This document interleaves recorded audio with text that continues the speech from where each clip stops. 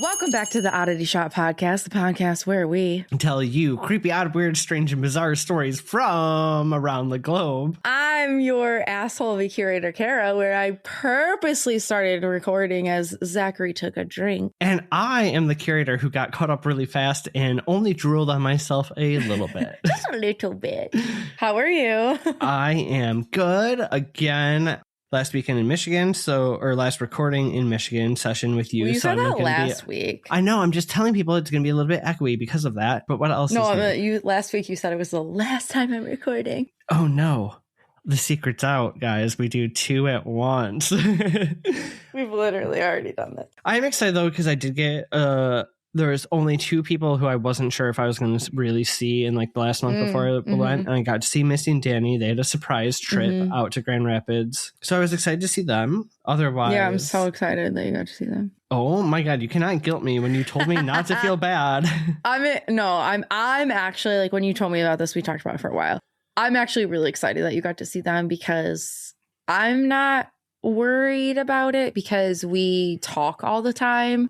And we FaceTime-ish, but we also see each other all the time, like on video. So I'm not worried about it, but there are a lot of people that you don't do that with. And like, it's sad. Just a lot of people don't. And so, and so like, I thought it's cool that Missy and Danny got to see you. And it kind of made me tear up. It was like, oh my God, Missy made me cry. It's totally fine.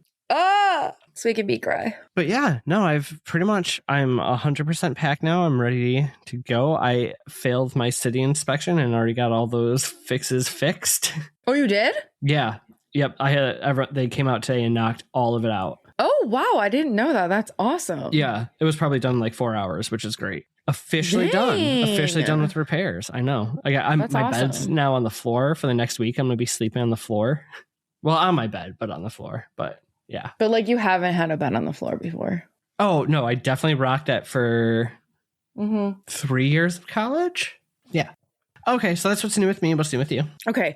So when I was on the phone with you last night, I didn't want to tell you this because I wanted to tell you on here. But so I'm standing outside. No, I'm sorry. I was sitting outside in the front yard with Delilah, like per usual, right? And I hear this, like, it almost sounded like a baby goat crying, like, meh, meh. Like, you know that? And I'm like, yeah, goats are great signs. But I'm like, what the hell? And I look over and it is like a fresh baby deer. I'm talking fresh, like a little spotty baby. Yeah, but it was running. It was like doing like this, like it didn't know what to do. It was like kind of like, you know, like what I call drunk women, like in heels, like deer walking, like baby deer walking. It didn't know what to do and it was frantic. And it was like kind of in the street, but kind of in my yard. Baby. And then all of a sudden it just plopped down. Like it was terrified.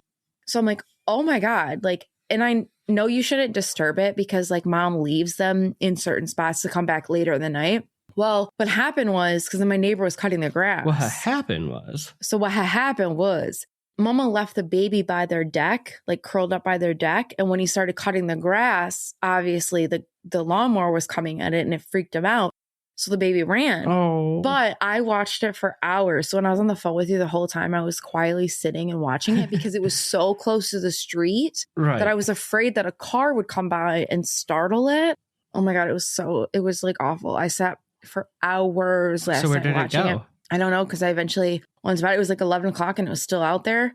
But there were a couple deers eating at Ryan's house, like Bob and Jones, like Ryan's house. And Ryan sent me a video and said, this might be the mom, it's eating. And then that same deer was across the street. And I think she was looking for the baby because she didn't leave it there. Okay. Then they were eating out of my bird feeders in my front yard. So she found her. I think that's the mom. And it wasn't there. Oh, but it was so cute, Zach. Oh my God. Should have taken some pictures. No, I did. And video. Okay. Well, send them to me. It's hard to see because it was tiny. It's so down to the ground, but oh my God, it was so cute. Cute. Do you have any shop talk? I do have a shop talk for you because we haven't gotten any new reviews lately. I'm reading a really old review. So Kara and Zach are so engaging. It's a perfect mix of fun and spooky. I almost put those 2 words together. It's honestly like having a weekly phone call with friends, and this is posted by Madge and then a bunch of numbers afterwards. But I picked this one because that's literally, for those who are newer, this is how it started. Like, me and Kara were literally... phone calls. One of us talked about ghosts at work one day. We're like, you like ghosts? Like, I don't know how to talk. And then our phone calls started. This is how we started hanging out, was just telling weird fucking stories. Murder, weird, cryptids. Yes. Love it. But that's what I got for Shop Talk this week. What do you have for Shop Talk this week? I just have one quick shout out to me. Perfect, as well, to you us. deserve. But if you guys don't know, we can't be friends. But the Queen, Bailey Sarian. Yes. Bailey motherfucking Sarian. One of the people we talked about on these phone calls. Liked one of our reels. So, like, we made it, just so you know. So what I might ask for you guys, though, honestly, I'm not even kidding you, is please blow up Bailey. Because I have a feeling if I were to DM her, she's not going to see it. I would love for her to be a guest. Blow her up. Tag us in every single one of anything that you say of Bailey's. Tag us and be like, you should be a guest. You should be a guest. Please. I'm being 100% for real. I would die. We need to crowdsource this. So what happened, though, is that in our reel, I was wearing a Bailey Sarian merch t-shirt. And so I figured that I should start shouting out the things that we wear and whatever and talk about. So I put like t-shirt or like Kara's shirt at Bailey's merch. Perfect. And she liked it. I love it. I can die so happy now.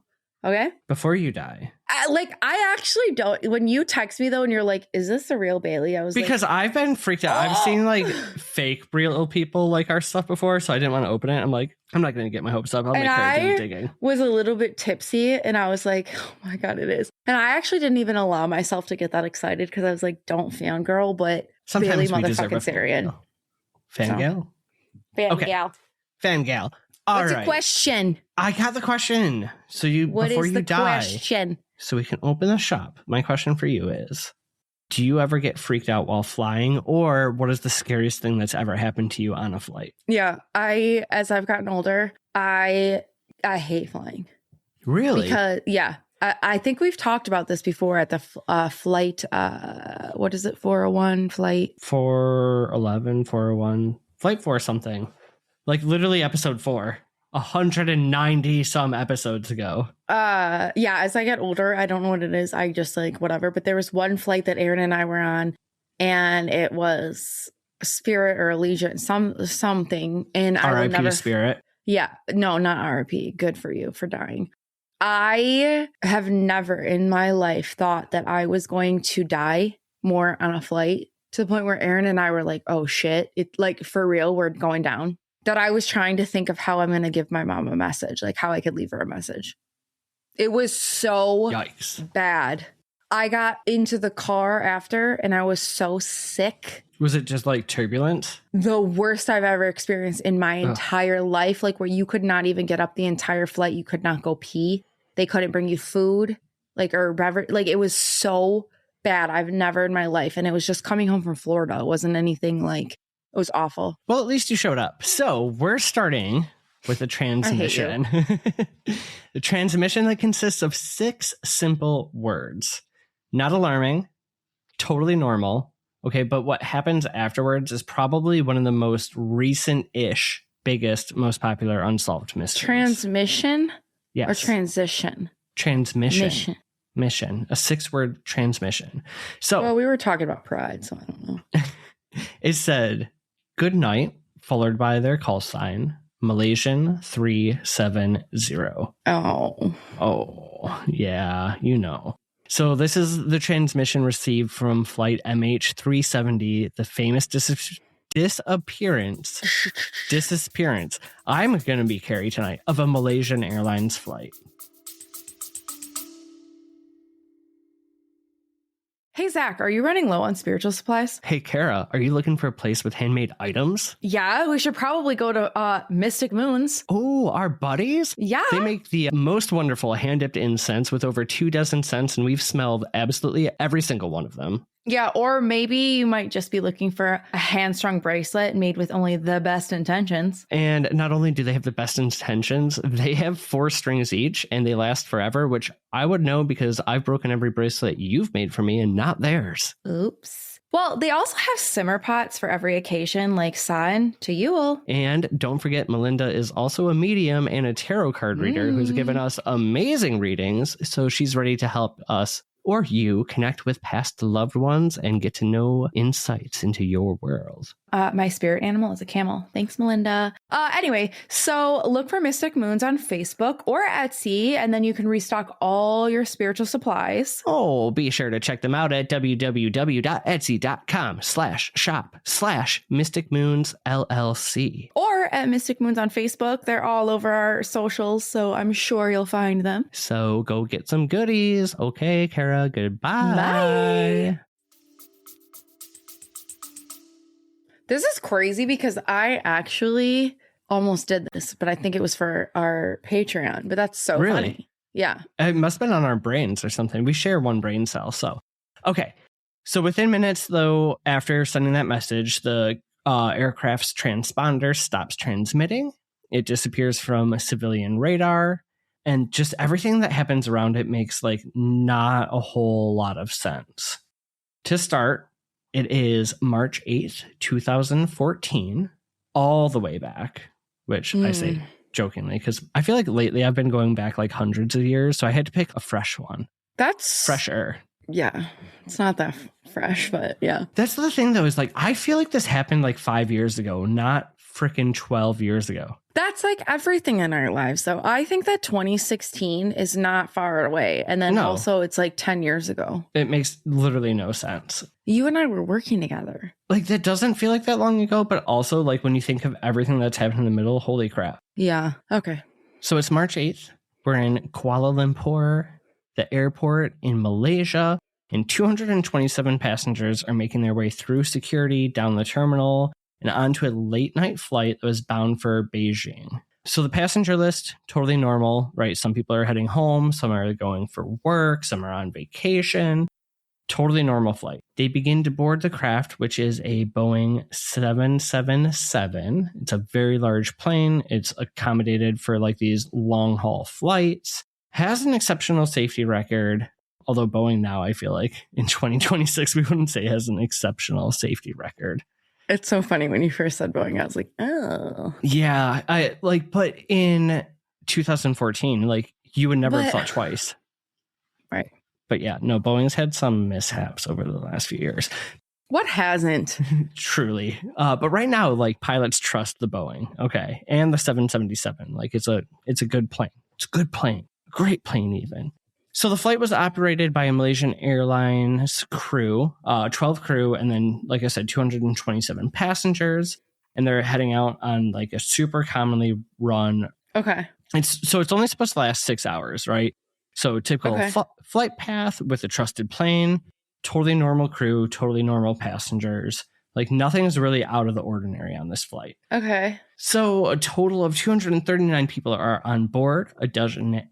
Oh my God. A dozen? A dozen nationalities are represented, right? We have Malaysia, obviously a lot of Asian countries, Australia, France, the US, and Canada. Okay. All people who have lives, families, jobs, goals. Obviously, they have lives. And something happens to them that we'll just never know the answers to. Because this comes up later, let's talk about the pilot for a second. He is 53 years old. Zahari Ahmad Shah. He is one of the most experienced pilots on this airline. He has over 18,000 flight hours. Why does every story start like that, though? The most experienced. I know. Like, but it's like, I don't know if I care. Well, you will care later because some of the claims that they made about him. Yeah. Like, it's like. But this man has spent like 2 years in the air. Cool. What if he's a drunk? I'm not saying he is, but I'm just saying, like, sometimes those facts, you're like, it's like, you know, every murder case. She lit up a room. I don't care.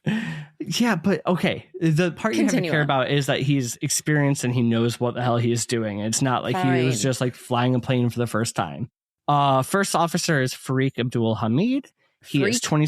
Farik. Fariq. Farik. There you go. You do your terrible accent on it. All right. He's 27. He was building his career with the airline and he's passing through the ranks really quickly. Okay. Cool. So we do have, I'm just fucking with you, but we have very experienced people. One very experienced, one who is like professional enough that they know what they're doing. More experience than you and I. That is very true. Okay, so 12:41 a.m., it pushes back from the gate. They take off. Everything is normal at first. Takeoff's routine. Weather's great. Passengers are probably settling in for the night. They were expected to land in Beijing in 6 hours. However, we all know the story. The plane never arrives. And 239 people and a huge jet just seems to vanish into nothing in the middle of the night. How are you feeling so far? Disturbed. I hate disappearances. This makes me angry because it's like how it doesn't make me angry, but it kind of does. It makes me very unsettled. I feel like this is one of those things that makes you so unsettled because this could happen to literally anyone. I mean, I guess most of the things we talk about could. Yeah, but it's like, I think what makes it most unsettling is just like the mundane daily life thing. Like, okay, if we're going into the basement to play a foolish game with mirrors and set up, like, hello, something could happen. If we're going investigating, something can happen. If we're inviting things in, hello, something can happen. But when it's just like your daily mundane things. Like you're taking a flight that flies multiple times a day. Normal things. That's what makes it very unsettling to me. Yeah. Okay. So what we do know is it climbed totally smoothly into the sky. And it's monitored by air traffic controllers, just like, any flight would. Sure. So the crew checks in with the towers as expected. For the first 40 minutes, everything goes perfectly smooth. So they were supposed to go northeast, right out of Malaysia, over the sea, and then straight up into China. So it's the Sea of China, but it's basically Gulf of the Ocean, right? Okay. So as it starts to get near Vietnamese airspace, right, this responsibility of flight traffic controlling or tracking switches from Malaysia to Vietnam, right? So as the plane is heading its course, it's transferring from controller to controller. Right now, right in between countries, the crew receives their instructions from Malaysia air traffic controllers to contact the Vietnamese tower at 1:19 a.m. Which is crazy because you don't think of this when you're on a flight. Like, you don't think of that type of stuff. No, there's so much going on behind the scenes. Like, you think of the air traffic controllers as you're like taking off or landing, but they're tracking you everywhere you go. And then passing you off. Yes. That's so crazy. So they send their message. Good night, Malaysian 370 to the Malaysian towers. Okay. Pilot's calm, professional, right? No indication of any sort of trouble. Ugh. 2 minutes later, things get weird.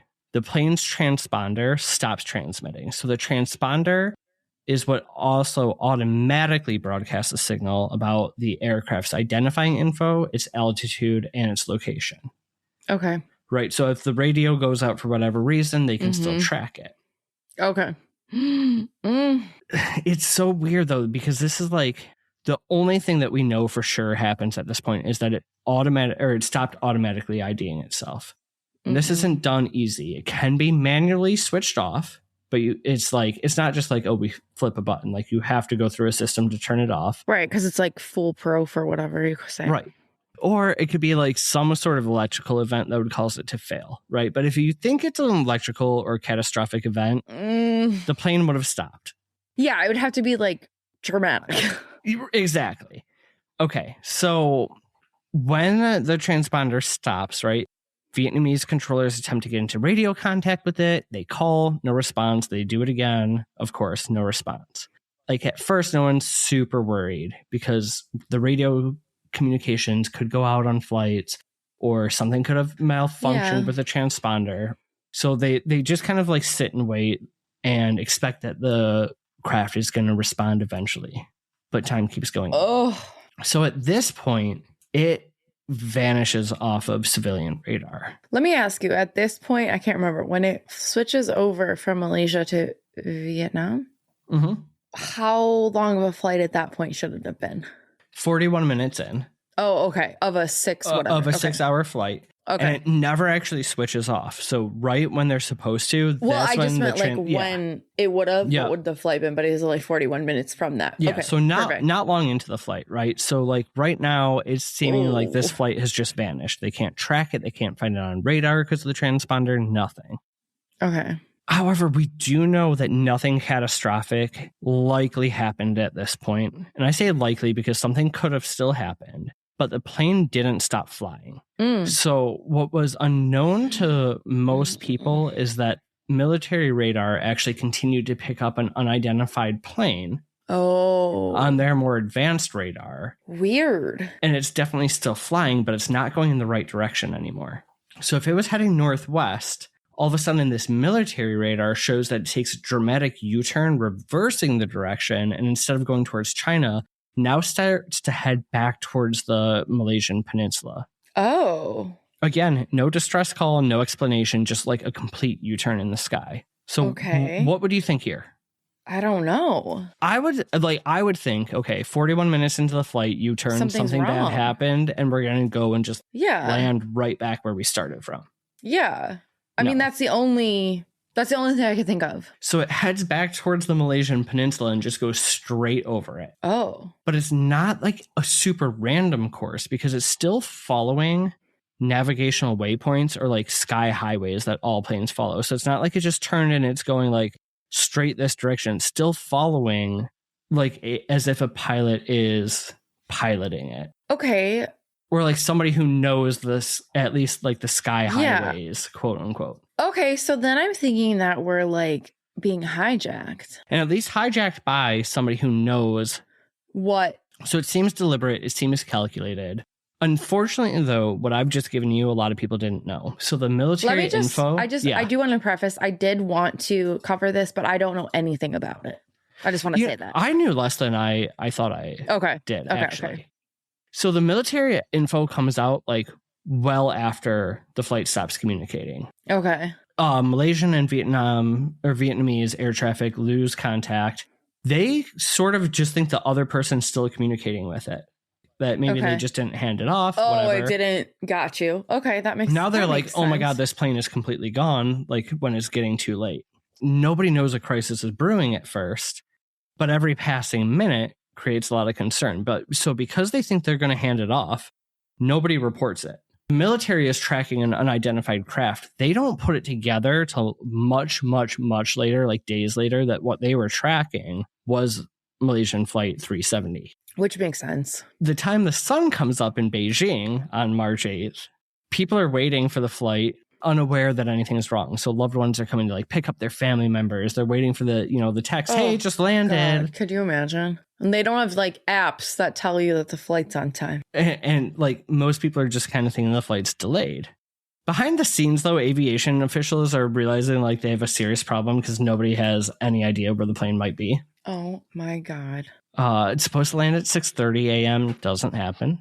So now panic and confusion, begin to spread. The officials sort of hope that like the comms went out and would just sort of land. Wait, did we have apps 10 years ago that told us flights? Okay, I'm an idiot. They do have apps. It's okay, but like, so everyone's just kind of confused though, right? But nobody's mind is going to the worst case scenario. Yeah. Nobody expects the plane to just disappear out of the sky. Like it doesn't happen. Sure. And this is like a huge flight. Like this would be I think that's why I forgot, because this sounds like so long ago, not only 10 years ago. Yeah. Even though I know 10 years is a long time ago, but that's kind of what I forgot. I was like, we don't have apps. Duh. No, we did. Now, smartphones are only out for 3 or 4 years at this point. Yeah, it's not like they are. It's not like now where you can just plug in a flight number and... Right. So I guess we didn't have apps like we do now for flights. But anyway, either way. Yeah. It didn't happen 10 years ago. It just like things like that didn't just happen. No, planes didn't just disappear. This sounds like it's so far away. So now it's a few hours after 6 a.m. when it was supposed to land at 6:30, right? Aviation officials in Vietnam are blaming Malaysia for not tracking it. Malaysia is like, we passed it off. This wasn't us. Oh, God. So they begin to search for the flight, but they're searching that South China Sea where it should have gone over and then up. So if something catastrophic, if something catastrophic happened, it should be there. Yeah. So ships, planes, they go out to search. Nothing's found because they're searching in the wrong place, right? The military had still not fully analyzed this data. They didn't put all the pieces together. Because they didn't realize. Nobody knew that they're looking in the wrong place. So much time is wasted looking in the wrong spot. Now the families are freaking out. They're like, rightly so, they're demanding answers. Yeah. news spreads really quickly around the world because remember, there's people from very large countries all over. There's 239 people. So close to 300 are just gone. That's wild.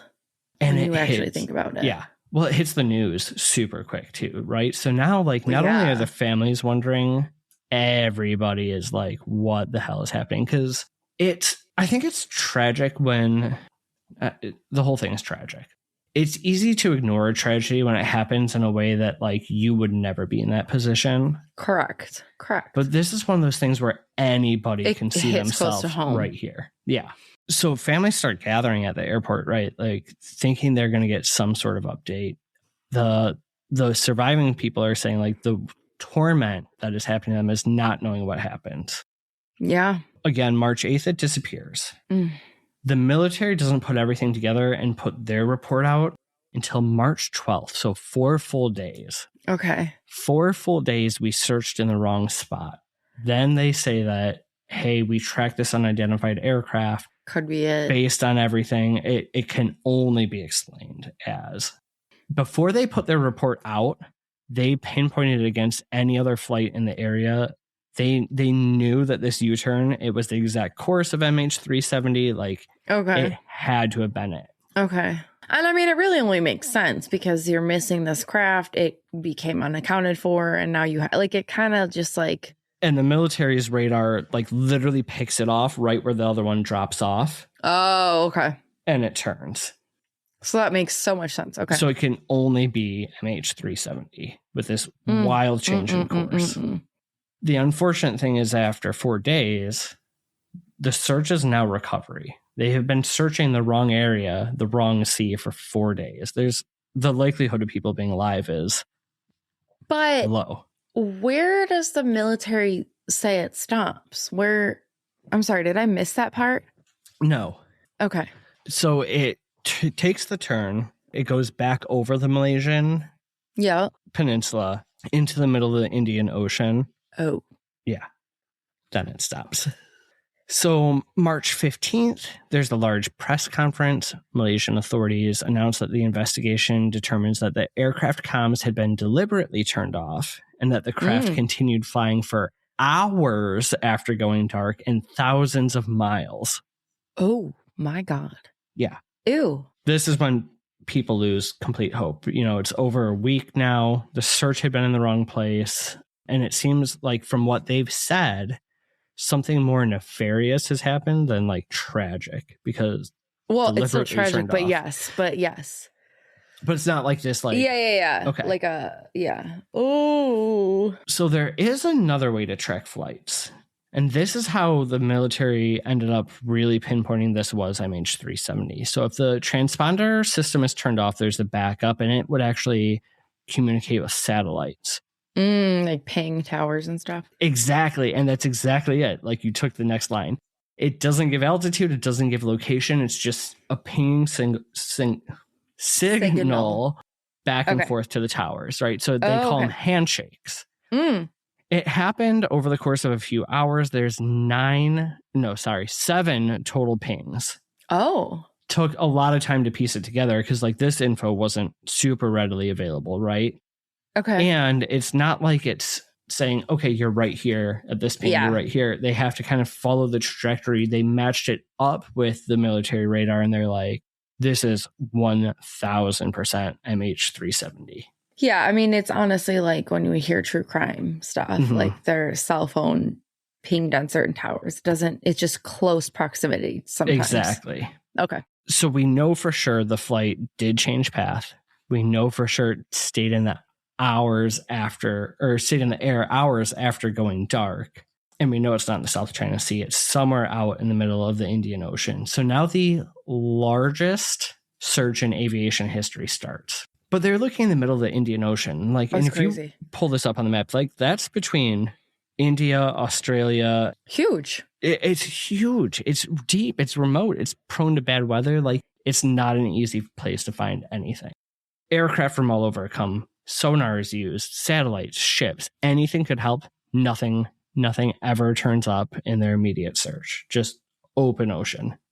thousands of square miles searched. So sad. I could not even imagine what the families are going through at this point. And when I was writing this, it kind of reminded me of the Titan submersible. Do I know that? That's the one that went down to Titanic. Oh, God. And I'm sorry, I'm going to say this. 4 idiots who willingly got into a handmade thing, right? And the world still stopped and searched for them.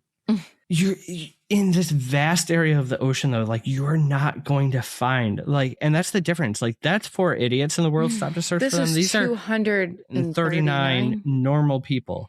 And something happened where they just went completely off course. Nothing ever shows up from this search. Only questions. And it's horrifying. Like, just to get into a plane one day and just... So this is why, as I've gotten older, I get nervous flying, because I met a pilot once, ironically enough, at Pride, and at a hotel. It wasn't for Pride, but we were, like, he wasn't there for Pride, but whatever. And he was wasted, and he had to fly the next day. Oh, God. And I just remember it was like me, Bianca, Dominica, and we were like, oh my God, like, can you imagine? And so, like, that's the type of stuff that makes me unsettled, because it's like, okay, what if, like, your pilot that day is having, like, a mental health crisis, or just that like moment when you realize, like, your doctor is just a human.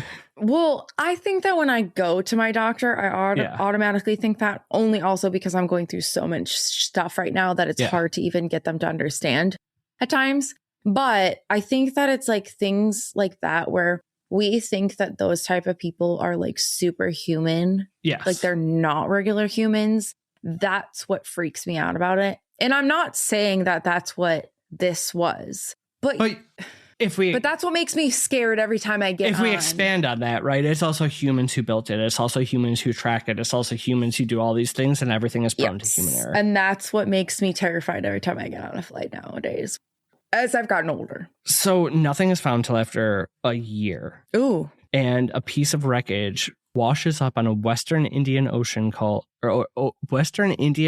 island called Reunion. I know. That's eerie. Yes.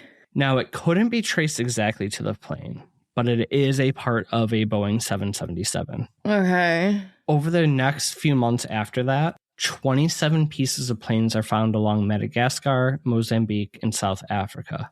So wherever it went down over Asia, this pieces of a plane have now traveled thousands of miles over the next year. Okay. 3 of them are able to be identified as absolutely belonging to MH370. None of them give enough information as to what happened. So the only positive is that at least the family gets some sort of confirmation, right? Maybe the slightest bit of closure that happened to their loved ones, but it doesn't answer why or what happened. We never find the black box. We never find anything. Okay, what do you think? There's theories. Oh, okay. So, of course. Here's, and I will say this right out the gate, there's not enough evidence for me to even make an opinion. Okay, give me the theories. Give me the theories. So the first one is the pilot. Yeah. He turned off the transponder. It was a suicide mission. He turned around to fly the plane on a different path to its ultimate demise when it ran out of fumes. Okay. Right. So it followed the highways. That kind of gives credence to this. Seems to be flying in skilled fashion. But if you were on a suicide mission, why would you go back? Exactly. And why would you follow the paths? No. Okay, next. And they interviewed the families extensively. They're like, it doesn't match up to either of their personalities. Like, they delved deep. And I know that doesn't always. But like, the pilot, he not only was doing flight, he had like a crazy flight sim set up at home. Like, this was his whole life. And he had a level of empathy where I think if he was actually on a suicide mission, he would have just hurt himself. So obviously, like, that leads into, okay, somebody took over the plane, right? This is hijack. Yeah, hijack. No demands are made. Afterwards, no group claims responsibility. Right. So, and they checked out every passenger in depth. Nobody had any ties to extremist groups, right? There's no communication, like, at all after it happened. Like, if it was hijacking works on fear. somebody would have had to have claimed some sort of... Well, you think, yeah. You would think. You'd think something. Again, can't be ruled out because, like, it could have been like a... what's his name? The guy with... I don't know. The money who jumped out of the plane, but he didn't even crash it. He just hijacked it. Not H.H. Holmes. John... Hold on. It'll come to me. Keep talking. Okay. So if it's not the pilot, it's not a hijack. We would think catastrophic failure, but it can't be a quick explosion. And of anything, this would almost make the most sense to me. If there was a small fire... DB Cooper, thank you.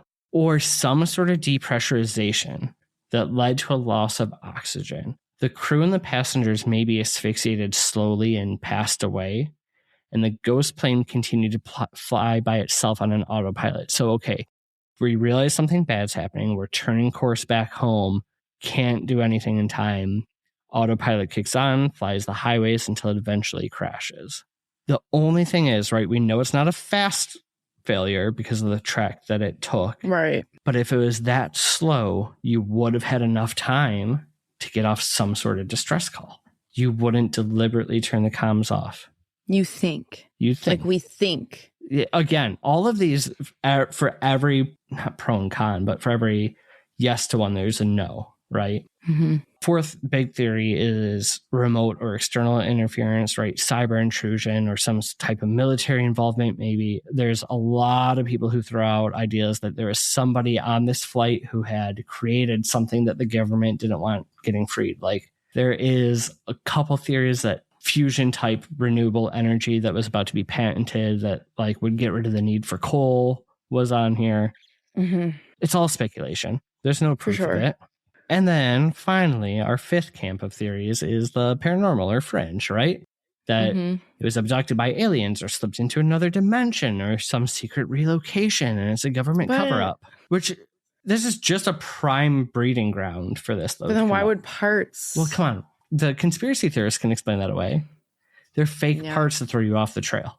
Well, okay. I was thinking if we're going to go abduction nowadays, where we're now thinking that aliens are below in the water, potentially, or whatever. Yes. Okay, yeah, sure. We take the ship, take it down, take the people, but we don't need this craft. So then it is coming up through the ocean and being debris.